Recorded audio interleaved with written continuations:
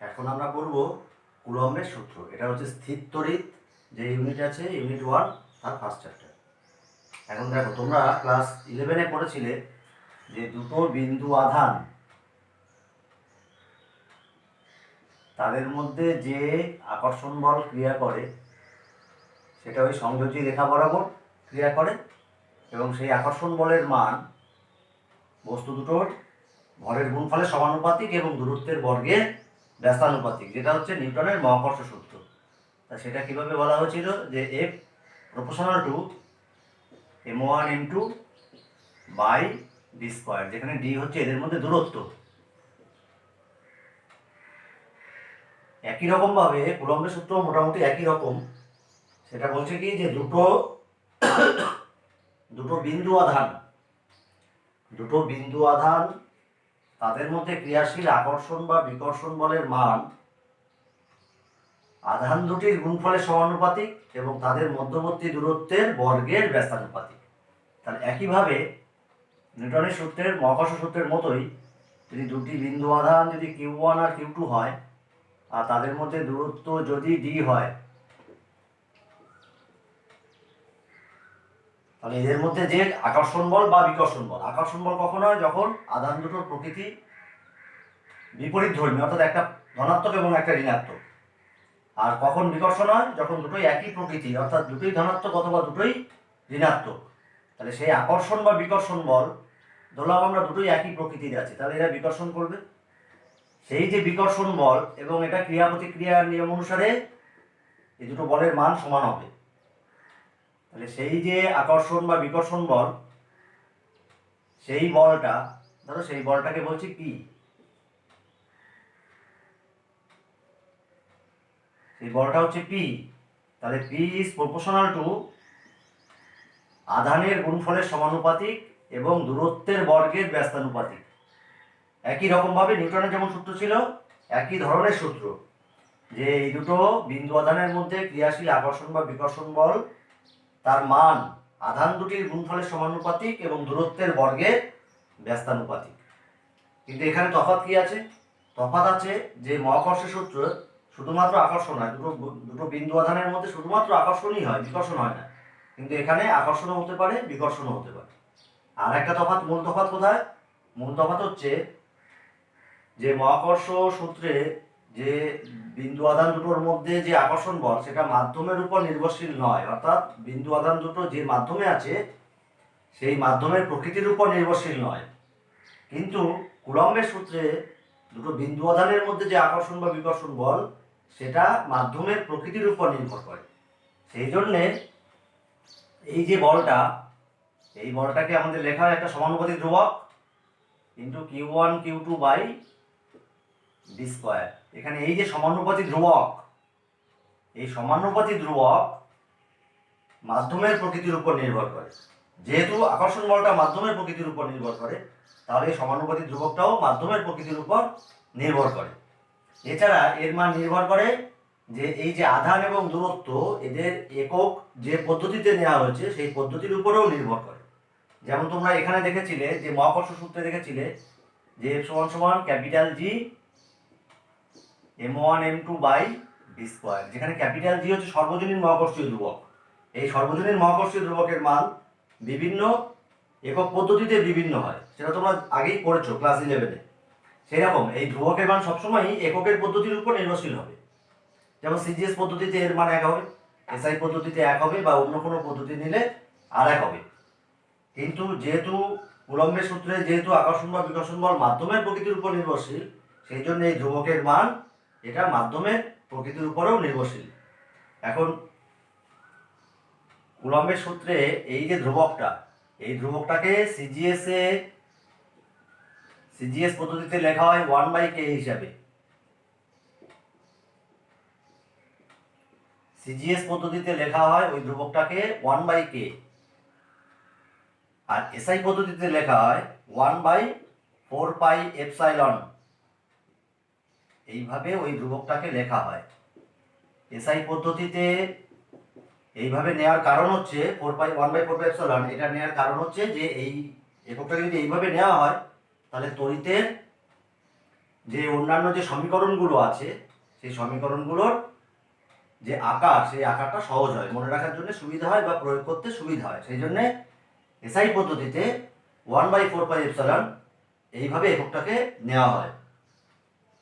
এই যে কে বা এপসাইলন, এই যে রাশিটা, এটা তো মাধ্যমের প্রকৃতির উপর নির্ভরশীল। এইটাকে বলে মাধ্যমের তড়িৎ ভেদ্যতা। কে বা এপসাইলন এই রাশিটাকে বলে মাধ্যমের তড়িৎ ভেদ্যতা। এইবার আমরা পড়ব যে তড়িৎ ভেদ্যতা এর একক কি হবে আর মাত্রা কি হবে। তাহলে ধরো একক জানার জন্যে তাহলে আমাদের আধানের একক দরকার আর দূরত্বের একক দরকার। তোমরা জানো যে আগেই পড়েছো আধানের এসআই একক হচ্ছে কুলম্ব, আধানের এসআই একক কুলম্ব, আর সিজিএস একক স্ট্যাট কুলম্ব বা ইএসইউ আধান। তাহলে ধরো যে কোনো ধরো এসআই পদ্ধতি ধরছি, তাহলে এসআই পদ্ধতিতে এপসাইলন সমান সমান কি হচ্ছে, এপসাইলনটা উপরে আসছে, পিটা নিচে যাচ্ছে, এপসাইলন উপরে যাচ্ছে, পি নিচে যাচ্ছে। তাহলে কি হলো, Q1 Q2 by 4π P D square. এর মধ্যে দেখো 4π এটা হচ্ছে একটা বিশুদ্ধ সংখ্যা, 4π হচ্ছে একটা বিশুদ্ধ সংখ্যা, পাই মানে 22/7, তাহলে 4 × 22 একটা বিশুদ্ধ সংখ্যা আছে। তাহলে এখানে Q1 Q2 অর্থাৎ আধান দুটোর গুণফল, তাহলে এটা হচ্ছে কুলম্ব ইন্টু কুলম্ব এসআই পদ্ধতিতে, কুলম্ব ইন্টু কুলম্ব হচ্ছে কুলম্ব স্কোয়ার। তাহলে এসআই পদ্ধতিতে একক কি হচ্ছে কুলম্ব স্কোয়ার উপরে, নিচে হচ্ছে পি হচ্ছে বল ধরা হয়েছে, বলের এসআই একক হচ্ছে নিউটন, তাহলে নিউটন, আর ডি হচ্ছে দূরত্ব, তাহলে দূরত্বের একক হচ্ছে এসআইতে মিটার, তাহলে ডি স্কোয়ার আছে, তাহলে মিটার স্কোয়ার। তাহলে তড়িৎ ভেদ্যতার এসআই একক হলো কি coulomb square by newton metre square. এটাকে তোমরা যদি সূচকের নিয়মে আরেকভাবে লিখতে পারো, C square newton -1 metre -2, coulomb square newton -1 metre -2। আমরা যখন পরে ধারক ও ধারকত্ব আরেকটা এর পরের চ্যাপ্টারটা পড়বো, সেখানে আমরা দেখবো যে এর আরেকটা এই এককটাকেই আরেকভাবে লেখা যায়, সেটা হচ্ছে farad per metre, farad per metre. Farad হচ্ছে ধারকত্বের এসআই একক, ফ্যারাড পার মিটার, সংক্ষেপে লেখে ফ্যারাড পার মিটার। আমরা দেখবো পরের চ্যাপ্টারে যখন ধারক ধারকত্ব পড়বো। যদি সিজিএস পদ্ধতি বলা হয় তাহলে কুলম্বের জায়গায় হবে স্ট্যাট কুলম্ব অথবা ইএসইউ আধান, তাহলে স্ট্যাট কুলম্ব স্কোয়ার একদম একইভাবে চলবে, একই নিয়মেই চলছে। তাহলে স্ট্যাট কুলম্ব স্কোয়ার বাই নিউটনের জায়গায় হবে ডাইন আর মিটারের জায়গায় হবে সেন্টিমিটার, তাহলে হলো কি statcoulomb square by dyne centimetre square. এটা হচ্ছে তড়িৎ ভেদ্যতার সিজিএস একক। এবার পড়বো আমরা মাত্রা, তড়িৎ ভেদ্যতার মাত্রা কি। ধরো এই যে তড়িৎ ভেদ্যতা coulomb square by newton metre, অর্থাৎ আধানের স্কোয়ার বাই বল ইন্টু দূরত্ব স্কোয়ার। এখন আধানের মাত্রা কি, তোমরা জানো যে এসআই পদ্ধতিতে প্রবাহ মাত্রা, তড়িৎ প্রবাহ মাত্রা একটা মূল একক, সেই মূল এককের সাথে বা মূল রাশির সাথে আধানের সম্পর্ক কি তোমরা আগেই পড়েছো ক্লাস 10-এ, যে প্রবাহ মাত্রা সমান সমান প্রবাহিত তড়িতাধান বাই সময়। কোনো পরিবাহীর প্রস্থচ্ছেদের মধ্য দিয়ে একক সময়ে যে পরিমাণ আধান প্রবাহিত হয় তাকে বলা হয় তড়িৎ প্রবাহ বা তড়িৎ প্রবাহ মাত্রা। তাহলে সেটাকে গণিতের ভাষায় কিভাবে লেখা হয়, প্রবাহ মাত্রা আই সমান সমান প্রবাহিত আধান বাই সময়। তাহলে কি হলো, আধান সমান সমান আই ইন্টু টি। এখন আই হচ্ছে, আই বা প্রবাহ মাত্রা হচ্ছে এসআই পদ্ধতিতে একটা মূল রাশি এবং সময় হচ্ছে একটা মূল রাশি। তাহলে আধানের মাত্রা হবে কি, প্রবাহ মাত্রার মাত্রা সাধারণত আই ধরা হয় এবং সময়, তাহলে আধানের মাত্রা হবে আই টি, আই প্রবাহ মাত্রা, ক্যাপিটাল টি হচ্ছে সময়, তাহলে কিউ মানে হচ্ছে আই টি।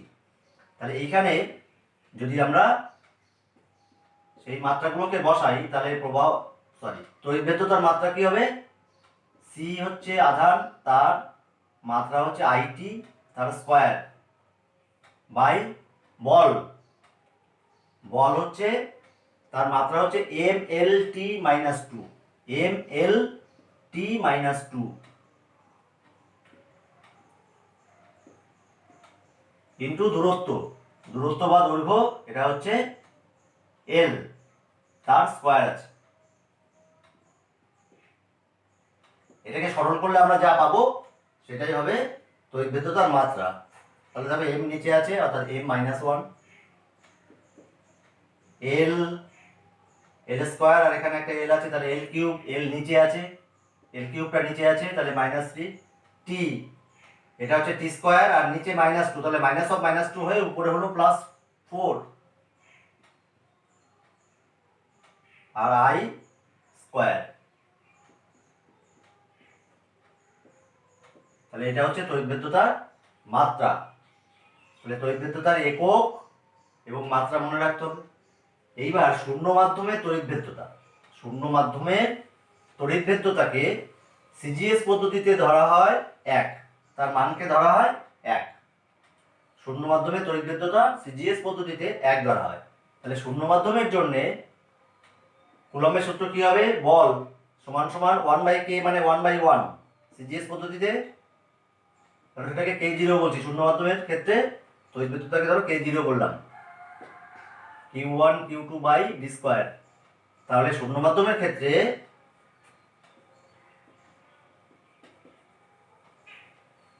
সিজিএস পদ্ধতিতে এটাকে ধরা হচ্ছে এক, তাহলে এক বাই এক কত হলো? এক হলো। তাহলে শূন্য মাধ্যমের জন্য সিজিএস পদ্ধতিতে কুলম্বের সূত্রের রূপ হলো এটা, আর এসআই পদ্ধতিতে এই যে এপসাইলন জিরো,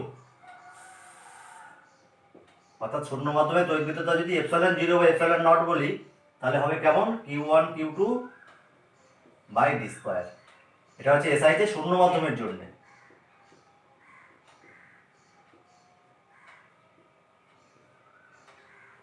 এবার এপসাইলন জিরোর মান হচ্ছে, এপসাইলন জিরোর মানটা তোমাদের মনে রাখতে হবে 8.854, 8.854 10 টু দি পাওয়ার মাইনাস 12।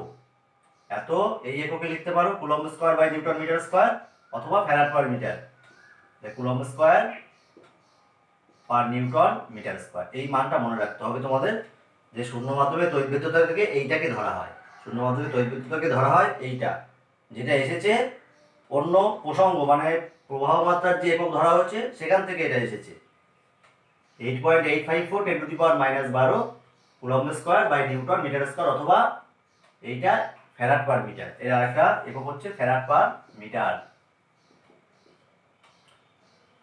এবার 1/4πε0 অর্থাৎ 1 ডিভাইডেড বাই 4 ইন্টু 3.14 ইন্টু এইটা করলে যেটা মান দাঁড়ায় সেটা হচ্ছে প্রায় 9 ইন্টু 10 টু দি পাওয়ার 9। তাহলে ওই যে এপসাইলন জিরোর মানটা যদি বসাই তাহলে শূন্য মাধ্যমে এসআই পদ্ধতিতে কুলম্বের সূত্রটা হচ্ছে Q one Q two by D square, তার আগে হবে এই সংখ্যাটা গুণ হবে এবং এই এককটা হবে নিউটন একক, এসআই একক, যেখানে কিউ ওয়ান কিউ টুকে কুলম্বে বসাতে হবে, ডিকে মিটারে বসাতে হবে, তাহলে আমাদের এককটা পাবো নিউটন এককে পাবো। তাহলে এসআই পদ্ধতির ক্ষেত্রে আমাদের যখন অঙ্ক করব, সমস্যা বিভিন্ন গাণিতিক সমস্যা করব, তখন আমাদের এসআই পদ্ধতিতে কুলম্বের সূত্রটাকে আমাকে এইভাবে মনে রাখতে হবে 9 ইন্টু 10 টু দি পাওয়ার 9 অর্থাৎ 1/4π ইন্টু এপসাইলন জিরো। এই মানটা যদি বসাই তাহলে এই মানটা পাবো, কাছাকাছি, খুব কাছাকাছি। 9 into 10 to the power 9 Q one Q two by D square.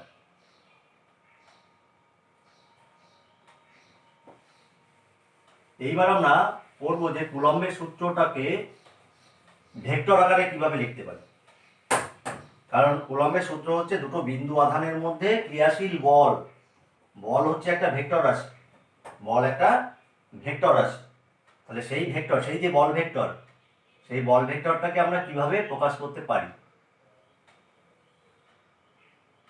ধরো দুটো বিন্দু আধান কিউ ওয়ান কিউ টু, মনে করে নিলাম যে এরা সমজাতীয় আছে, অর্থাৎ দুটোই প্লাস আছে অথবা দুটোই মাইনাস আছে।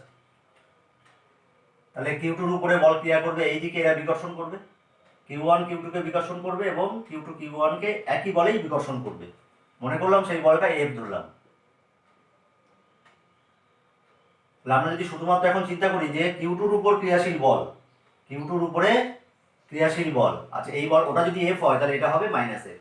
ভেক্টর হিসেবে এই দুটো বল হচ্ছে পরস্পরের সমান ও বিপরীত, ক্রিয়া প্রতিক্রিয়ার নিয়ম বা নিউটনের তৃতীয় সূত্রের নিয়ম অনুসারে। তাহলে এই বলটাকে যদি এফ ধরি তাহলে এই বলটাকে বলতে হবে আমাকে মাইনাস এফ ভেক্টর। এই বলটার মান কত? এফ সমান সমান কি, যদি সিজিএস এসআই পদ্ধতিতে করি 1/4πε Q1 Q2 by D square, অথবা এখানে ধরছি আর স্কোয়ার, যেখানে এদের মধ্যে দূরত্বটাকে আর ধরলাম।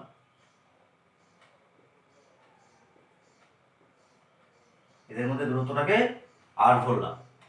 তাহলে এটা তো বলের মান হলো, এটা বলের মান হলো। এফ এফ ভেক্টরটা কি? এফ ভেক্টর ধরেছি আমরা Q2 আধানের উপর Q1 আধানের জন্য ক্রিয়াশীল বল, অর্থাৎ এফ হচ্ছে, অথবা আর2 সহজ করার জন্য এইভাবে লিখছি, এই বলটাকে আমরা বলবো F12, অর্থাৎ F21 মানে হচ্ছে 2 নম্বর আধানের উপর ক্রিয়াশীল বল 1 নম্বর আধানের জন্য, ফোর্স অন 2 ডিউ টু 1। তাহলে 2 নম্বর আধানের উপর ক্রিয়াশীল বল 1 নম্বর আধানের জন্য, সেই বলের মান হচ্ছে এইটা। দিক কোন দিক? না, আমি যদি Q1 ভেক্টরের পরিপ্রেক্ষিতে Q2 ভেক্টরের যে অবস্থান ভেক্টর, সেই ভেক্টরটাকে যদি আর ভেক্টর বলি, এই ভেক্টরটা অর্থাৎ Q1 থেকে Q2 দিকে যে অবস্থান ভেক্টর, Q1 এর সাপেক্ষে Q2 যে অবস্থান ভেক্টর, সেই অবস্থান ভেক্টরটাকে যদি আর ভেক্টর বলি, তাহলে এর দিক কোন দিকে হচ্ছে? ওই আর ভেক্টরের দিকে। আর ভেক্টরের দিকে একটা একক ভেক্টর, এই তো মান, তো তাহলে একটা মানকে যদি একটা একক ভেক্টর দিয়ে গুণ করি, সেই দিকে যেদিকে মানটা, সেই বল ভেক্টরটা আছে, তাহলে আমরা সেই দিকে সেই মানের ভেক্টর পাই। তাহলে আমার ভেক্টর আকার কি হচ্ছে?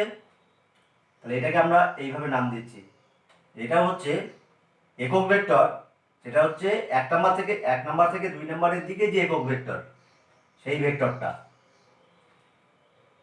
এখন তোমরা জানো যে যে কোনো একটা ভেক্টর, ধরো এ ভেক্টর সমান সমান কি লেখা যেতে পারে? যে ওর মান ইন্টু ওর অভিমুখে একটা একক ভেক্টর, এইভাবে লেখা যেতে পারে। অথবা উল্টোভাবে ভাবলে যে একটা একক ভেক্টর সমান সমান ওই একক ভেক্টর অভিমুখে একটা ভেক্টর, তাকে তার মান দিয়ে ভাগ করা, এ ভেক্টর বাই এ। তাহলে R21 যে ভেক্টরটা আছে, একক ভেক্টরটা আছে, তাকে আমরা কিভাবে লিখতে পারি? এটাকে কিভাবে লিখতে পারি? R21 vector by mod of R21, এই ভেক্টরটা ডিভাইডেড বাই এই ভেক্টরটার মান, সেটাই হলো ওই ওই অভিমুখে একটা একক ভেক্টর। তাহলে এখানেও আমরা আর স্কোয়ারটাকে R21 হিসেবে ভাবছি, সবই 21 হিসেবে ভেবে নিচ্ছি। তাহলে মড অফ R21 মানে হচ্ছে এই যে স্কেলার মানটা। তাহলে এটাকে আমরা কিভাবে লিখতে পারি?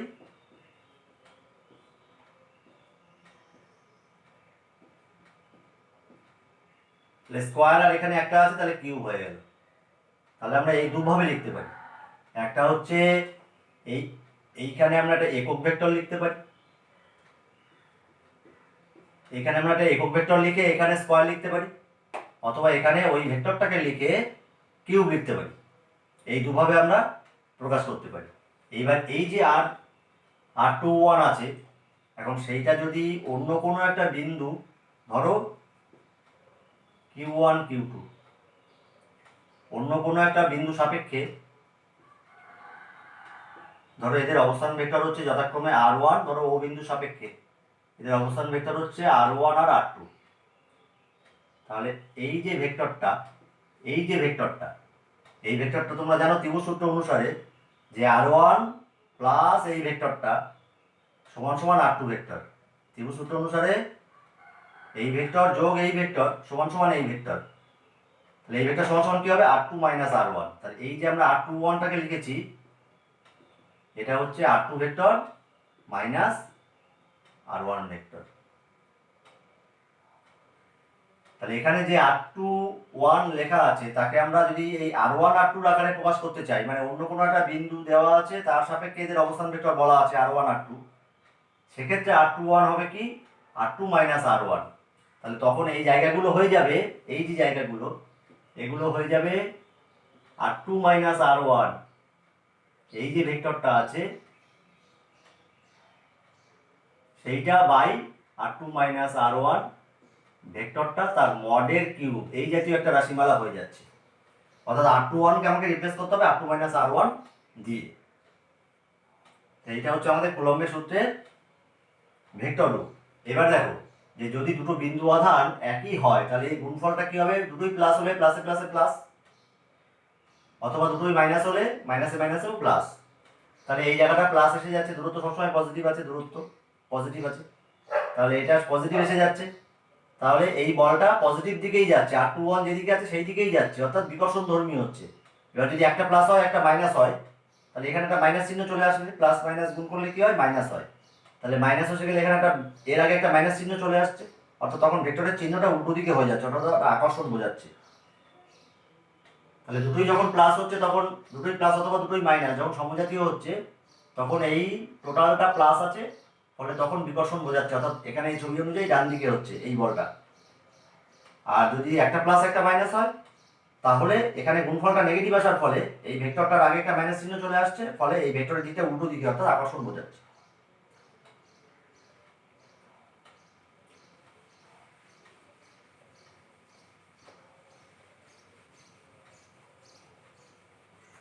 এইবার আমরা করব আপেক্ষিক তড়িৎভেদ্যতা। আপেক্ষিক তড়িৎভেদ্যতা।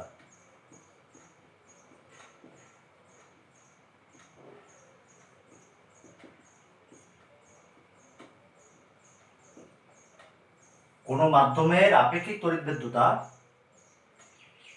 সমান সমান কি না, ওই মাধ্যমের তড়িৎভেদ্যতা,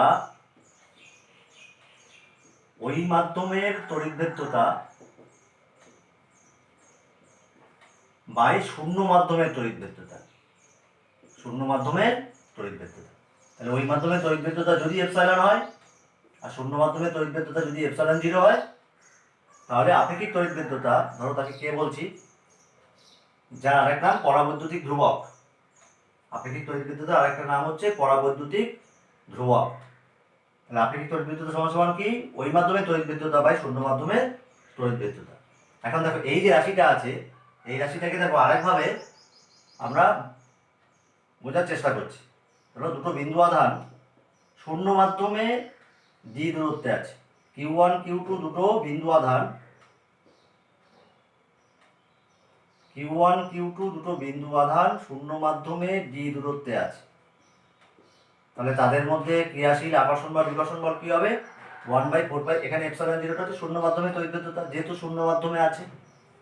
এবার যদি অন্য কোনো মাধ্যমে থাকে, অন্য কোনো মিডিয়ামে থাকে শূন্য মাধ্যম ছাড়া, সেক্ষেত্রে হবে সেই মাধ্যমে তড়িৎভেদ্যতা। সবই এসআই পদ্ধতিতে করছি। এবার দেখো এই যে এপসাইলন বা এপসাইলন 0 যদি পেতে চাই, তাহলে আমাকে কি করতে হবে, F0/m Fm, F0 এটাকে যদি এটা দিয়ে ভাগ করি, তাহলে কি হবে, এটা উল্টে কি কেটে যাবে, এটা থাকবে এরকম আর এটা যাবে উল্টে, এটা উল্টে গেলে কি হবে, এপসাইলন 0।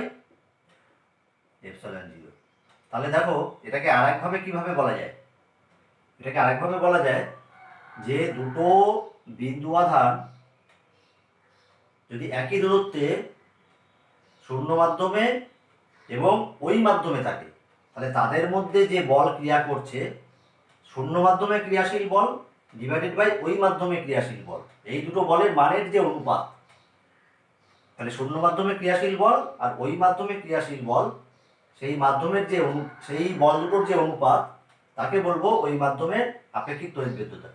এখানেও একটা জিনিস দেখো, আপেক্ষিক তড়িৎভেদ্যতা মানে বুঝতে পারছি শূন্য মাধ্যমের সাপেক্ষে, তা শূন্য মাধ্যমের সাপেক্ষে হলে সেইটা নিচে থাকবে, শূন্য মাধ্যমটা নিচে থাকবে আর ওই মাধ্যমে তড়িৎভেদ্যতাটা উপরে থাকবে।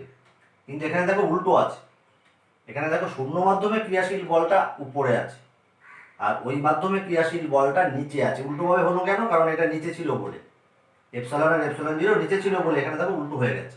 তাহলে এখানে উল্টো করে বলতে হবে যে শূন্য মাধ্যমে ক্রিয়াশীল বল বাই ওই মাধ্যমে ক্রিয়াশীল বল।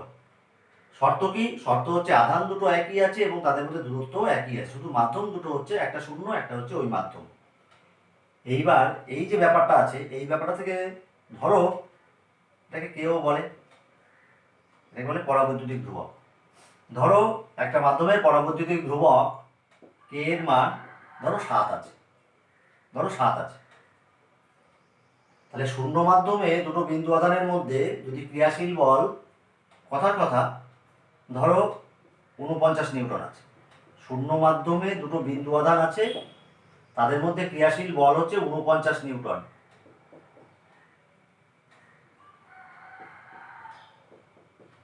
এবার এই দুটো আধানকে যদি ওই মাধ্যমে, যার পরাবৈদ্যুতিক ধ্রুবক হচ্ছে 7, সেই মাধ্যমে যদি রাখা হয় তাহলে কত বল ক্রিয়া করবে। তাহলে আমরা এই যে ব্যাপারটা পেয়েছি যে F0 অর্থাৎ F শূন্য মাধ্যমের বল, শূন্য মাধ্যমে ক্রিয়াশীল বল, ওই মাধ্যমে ক্রিয়াশীল বল সমান সমান কে। তাহলে ওই মাধ্যমে ক্রিয়াশীল বল কত? F0/k। অর্থাৎ ওই মাধ্যমে ক্রিয়াশীল বল সমান সমান কি হবে? F0/k। তাহলে এই যে ব্যাপারটা, তাহলে পরাবৈদ্যুতিক ধ্রুবক যদি 7 হয় তাহলে ওই মাধ্যমে ক্রিয়াশীল বল কি হবে? শূন্য মাধ্যমে যে বল ক্রিয়া করছে অর্থাৎ 49 নিউটন বলা আছে, ডিভাইডেড বাই কে মানে 7 অর্থাৎ 7 নিউটন। তাহলে শূন্য মাধ্যমে যে বল ক্রিয়া করছে তাকে আমাকে পরাবৈদ্যুতিক ধ্রুবক, ওই মাধ্যমে পরাবৈদ্যুতিক ধ্রুবক দিয়ে ভাগ করতে হবে। তাহলে ভাগ করলে ওই মাধ্যমে ক্রিয়াশীল বল পেয়ে যাবো। তাহলে এই জাতীয় যদি ছোট ছোট সমস্যা থাকে তাহলে তোমরা পারবে যে কোনো মাধ্যমে ক্রিয়াশীল বল হবে শূন্য মাধ্যমে ক্রিয়াশীল বল ডিভাইডেড বাই কে। এক্ষেত্রে হচ্ছে শূন্য মাধ্যমে ক্রিয়াশীল বল 49 নিউটন বলা আছে আর কে হচ্ছে 7 বলা আছে, তাহলে হলো 7 নিউটন। এখানে একটা জিনিস খেয়াল রাখো যে আপেক্ষিক তড়িৎভেদ্যতা যেহেতু দুটো একই রাশির অনুপাত, একই রকম সমজাতীয় রাশির অনুপাত, সেই জন্য এটা হচ্ছে এককবিহীন বা মাত্রাবিহীন।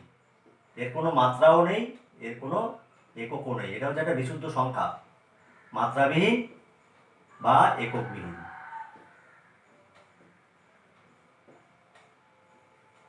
এককবিহীন রাশি।